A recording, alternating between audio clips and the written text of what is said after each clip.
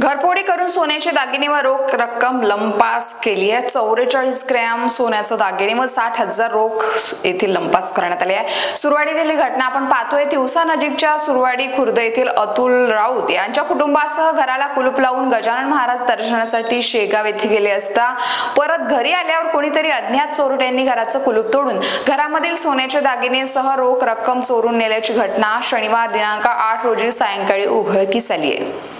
सुरवाडी येथील अतुल राऊत यांच्या कुटुंबातील पत्नी, 2 मुलं, सासू दिनांक 6 रोजी सायंकाळी शेगाव येथे दर्शनासाठी गेले होते। मात्र दिनांक 8 रोजी परत आले असता अज्ञात चोरट्यांनी त्यांच्या घराचं कुलूप तोडून घरात प्रवेश करून घरातील बेडरूम मधील दिवाणवरील सामान व गाद्या अस्ताव्यस्त पडलेल्या होत्या।